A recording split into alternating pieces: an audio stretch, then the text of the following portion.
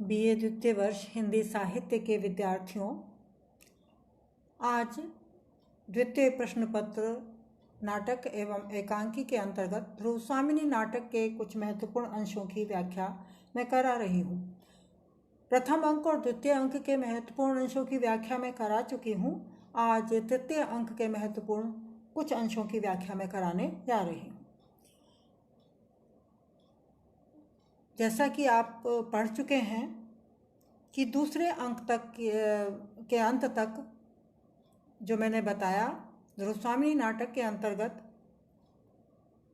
ध्रुवस्वामिनी को शकराज के शिविर में रामगुप्त और शिखर स्वामी षड्यंत्र करके भेज देते हैं। चंद्रगुप्त भी उनके साथ ही जाता है, लेकिन ये अपने बुद्धि, कौशल और चातुर्य से शकराज का वध कर देते हैं और शकराज के दुर्ग पर चंद्रगुप्त का आधिपत्य हो जाता है। उसी समय वहाँ पर सैनिक बहुत सारे मारे जाते हैं और उसी को दृष्टि में रखते हुए पुरोहित जिसने कि ध्रुवस्वामिनी और रामगुप्त का विवाह कराया था, वो भी वहाँ पहुँच जाता है और वो कहता है कि इस हिंसा के बाद स्वस्तिवाचन होना चाहिए।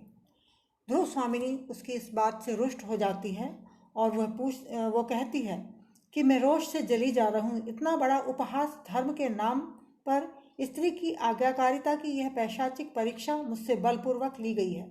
ध्रुवस्वामिनी पुरोहित से कहती है कि मुझे स्वस्तिवाचन की आवश्यकता नहीं है, बल्कि मुझे तो मेरा जीवन जो है बहुत गर्हित और ग्लानि पूर्ण हो गया है, इसलिए मुझे तो अब अपना जीवन भी उचित नहीं लगता। आप स्वस्तिवाचन की बात करते हैं।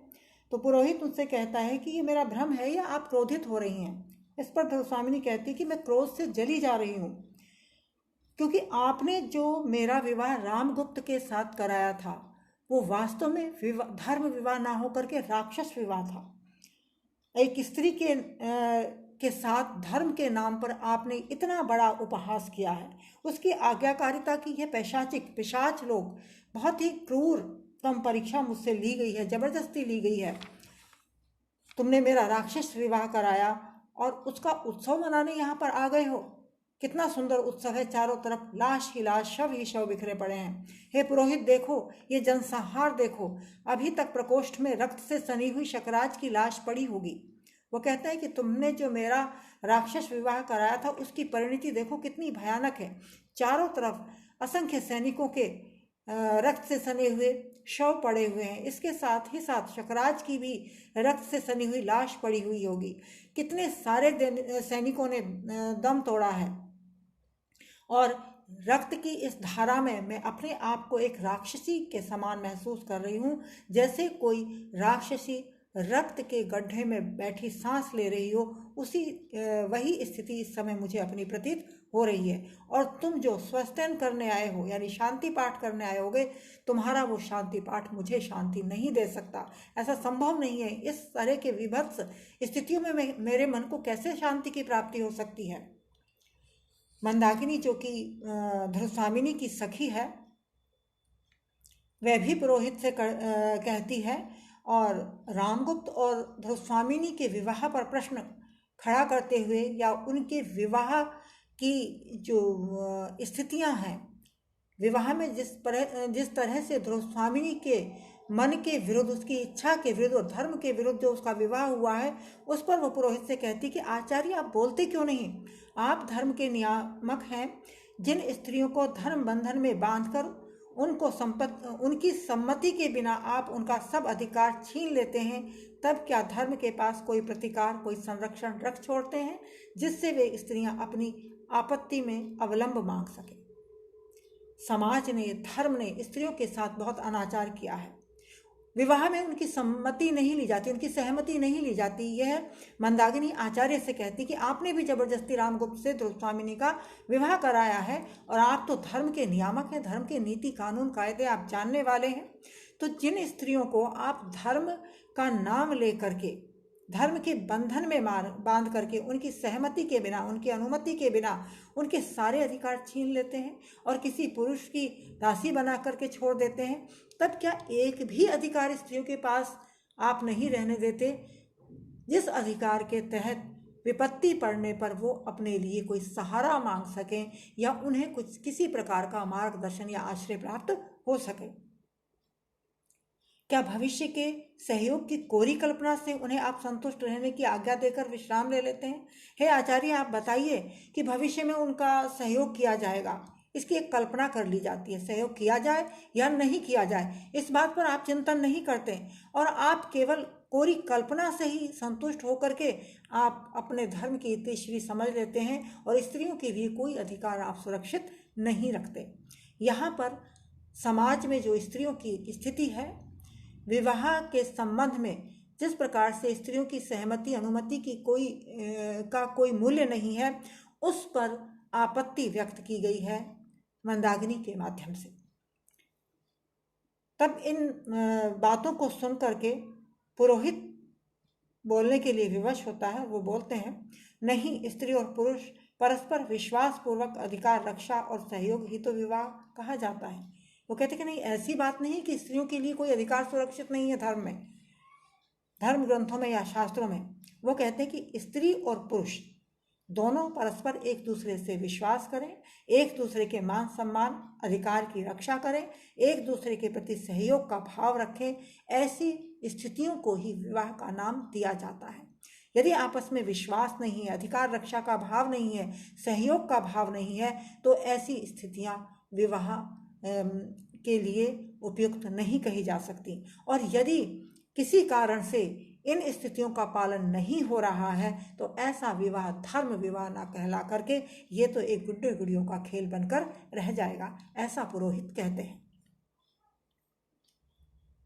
यहाँ पर पुरोहित के माध्यम से परस्पर विश्वास और अधिकार और सहयोग के भाव को ही विवाह का नाम दिया गया है। ध्रुव स्वामिनी पुरोहित के इन बातों को सुनकर कहती है, खेल हो या ना हो, मेरा जो विवाह कराया गया है जिसमें आपसी न सहमति है, न सहयोग है, न अधिकार रक्षा का भाव है, इसको आप खेल कहें या ना कहें, किंतु एक क्लीव पति के द्वारा परित्यक्ता नारी का मृत्यु मुख में जाना ही मंगल है। लेकिन मैं अब जीवित नहीं रहना चाहती, मेरे पति ने मेरा परित्याग कर दिया है और मुझे शकराज के शिविर में एक कृत दासी के समान भेज दिया है, इसलिए मैं अब जीवित रहना नहीं चाहती, मैं तो मृत्यु के मुख में ही जाना चाहती हूँ और उसके लिए आपके शांति पाठ की कोई आवश्यकता नहीं है। अर्थात ऐसी स्थितियों में शांति पाठ किया जाने का कोई औचित्य नहीं है।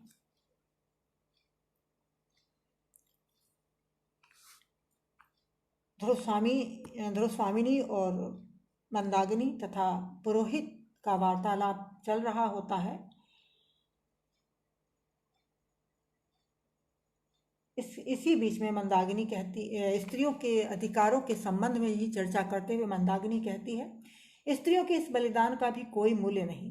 कितनी असहाय दशा है, अपने निर्बल और अवलंबन को खोजने वाले हाथों से ये पुरुषों के चरणों को पकड़ती है और वह सदैव ही इनका तिरस्कार, घृणा और दुर्दशा की भिक्षा से उपरत करता है, तब भी यह बावली मानती नहीं। मंदाकिनी कहती है कि स्त्रियां मन से बहुत कोमल होती हैं, वो अपना सर्वस्व पुरुषों के चरणों में अर्पित कर देती हैं, लेकिन पुरुष उनके इस सर्वस्व समर्पण का मूल्य नहीं पहचानते या उनको कोई तवज्जो या महत्व नहीं देते।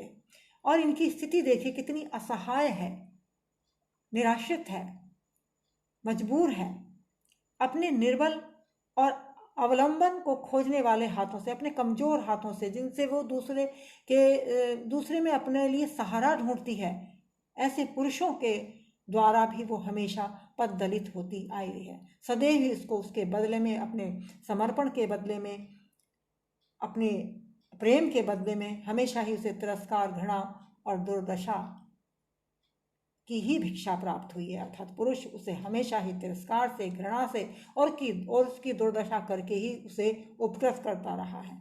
लेकिन फिर भी स्त्री जाति मानती नहीं है, अपना प्रेम में अपना सर्वस्व अर्पण करने के लिए प्रस्तुत रहती है। इसी तरह की जब चर्चा चल रही होती है, वही स्त्रियों के उनके स्वत्व, उनके अधिकार के संबंध में, उनके संस्कार के संबंध में ध्रुव स्वामिनी मंदाकिनी की बात का मानो उत्तर देते हुए कहती है, भूल है, भ्रम है, किंतु उसका कारण भी है।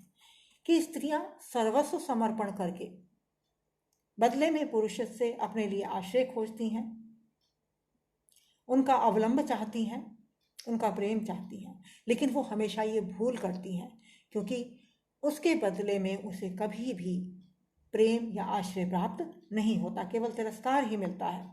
लेकिन इसका एक कारण भी है कि वो जानती हैं फिर भी इस तरह का कार्य करती हैं या इस तरह का समर्पण भाव उनके हृदय में है, तो उसका एक कारण भी है।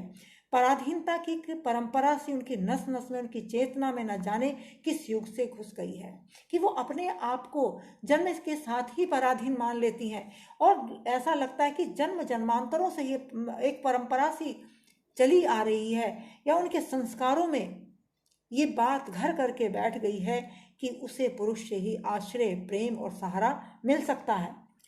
उन्हें समझकर भी भूल करनी पड़ती है। वो जानती हैं, समझती हैं कि ऐसा समाज में नहीं होता, जीवन में ऐसा होता नहीं है, लेकिन फिर भी वो जाने क्यों अपने संस्कारवश भूल करती ही आई हैं, और आज भी ऐसी ही भूल कर रही हैं। क्या वह मेरी भूल न थी? जब मुझे निर्वासित किया गया था तब मैं अपनी आत्म मर्यादा के लिए कितनी तड़प रही थी, और राजाधिराज रामगुप्त के चरणों में रक्षा के लिए गिरी, और पर कोई उपाय न चला। वो कहती कि मेरी भूल थी, मैं जानती थी कि रामगुप्त कायर है, क्रूर है, विलासी है, और उसमें मेरी रक्षा करने की सामर्थ्य नहीं है। फिर भी जब मुझे शकराज के शिविर में भेजा जा रहा था तो मैं अपनी रक्षा के लिए रामगुप्त के चरणों में पड़ी, गिड़गिड़ाई, उससे विनती की, लेकिन फिर भी मेरा कोई उपाय नहीं चला, और अंततः मुझे शकराज के शिविर में भेज दिया गया। पुरुषों की प्रभुता का जाल मुझे अपने निर्दिष्ट पथ पर ले ही आया। पुरुषों की प्रभुता यानी अपने आप को सर्वसत्तामान समझने वाले पुरुष के अहंकार ने मुझे मेरे निर्दिष्ट पथ पर, यानी कि मुझे निराश्रित करके शकराज के शिविर में भेज ही दिया। मंदाकिनी, दुर्ग की विजय मेरी सफलता है या मेरा दुर्भाग्य, इसे मैं नहीं समझ सकती। दुर्ग पर विजय प्राप्त हुई चंद्रगुप्त के सहयोग से, अब ये मेरी सफलता है या मेरा दुर्भाग्य है, इसे मैं भी अभी तक नहीं समझ पाई हूँ। राजा से मैं सामना करना नहीं चाहती। पृथ्वी तल से जैसे एक साकार घृणा निकलकर मुझे अपने पीछे लौट चलने का संकेत कर रही है। राजा से अर्थात रामगुप्त से मैं अब सामना नहीं करना चाहती। जब एक बार उसने मुझे ठुकरा दिया, दोबारा मैं उसके सामने जाना नहीं चाहती। और ऐसा लगता है कि जैसे पृथ्वी की गहराइयों से भी गहरे स्थान से एक घृणा निकल करके मुझसे कह रही है कि रामगुप्त की तरफ से पीछे लौट चल, यानी कि अपने उसका मन चंद्रगुप्त की ओर लौट चलने के लिए उससे मानो विवश कर रहा है। फिर वो सोचती है, क्योंकि पति तो रामगुप्त है, फिर वो सोचती क्या ये मेरे मन का कलुष है, कालिमा है, कलंक है, या पाप है, या मैं कोई मानसिक पाप कर रही हूँ। वो ऐसे दुविधा में फंस जाती है। वो रामगुप्त का सामना करना नहीं चाहती। चंद्रगुप्त का सहयोग, उसका आश्रय, उसका प्रेम, उसका त्याग और बलिदान उसे अपनी ओर आकर्षित कर रहा है, और वस्तुतः वह चंद्रगुप्त की ही वाग्दाता थी, इसलिए वो पीछे लौट चलने को उसका मन कर रहा है। लेकिन फिर भी उसके संस्कार कहीं आड़े आ रहे हैं, और वो मन में सोच रही है कहीं ऐसा तो नहीं कि मैं कोई पाप कर रही हूँ। ये एक स्त्री की मनोदशा का चित्रण यहाँ पर किया गया है।